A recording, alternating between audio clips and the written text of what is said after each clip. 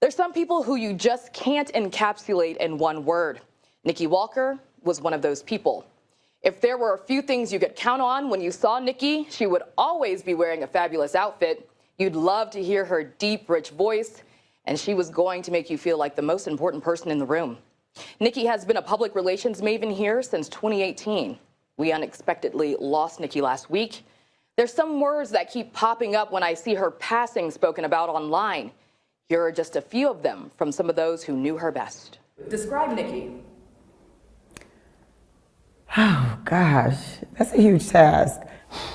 A force, a catalyst, an empath, someone who makes space for everyone.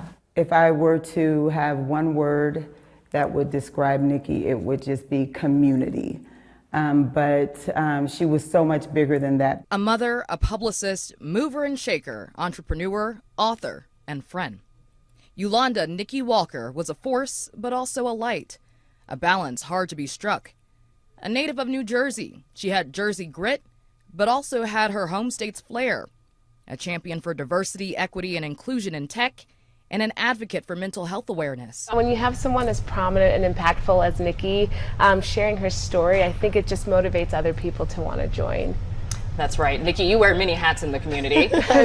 When you have someone who is really good at what they do, and they care about what they do, and they care about who they're doing it for, you're going to always feel that, because most often it takes many people to fill all of those roles.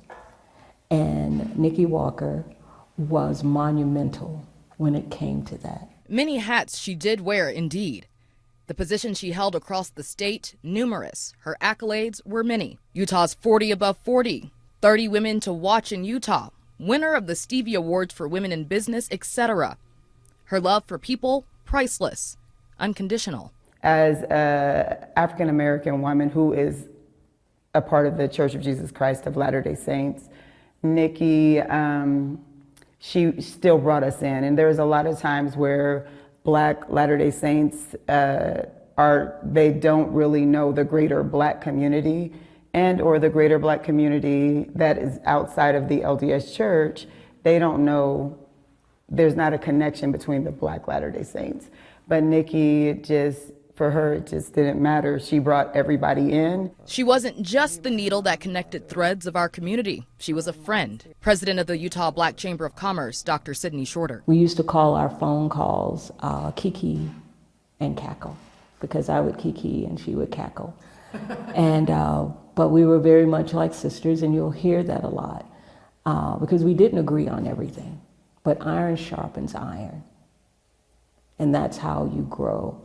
And one of the quotes that I often related to us is that when two givers become friends, they water each other and they grow. Growth that Nikki knew had no bounds, which is why we love her. Because she's gone, we're all going to have to work that much more harder to carry on that legacy of love and inclusivity that Nikki helped to build. We will never replace Nikki Walker.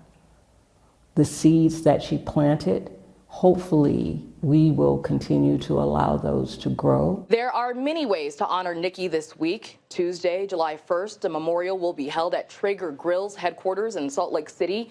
White and gold attire is requested. Her funeral is Wednesday, July 2nd at the Point Church in Salt Lake.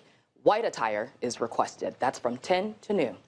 Robin Oginye, Fox 13 News, Utah.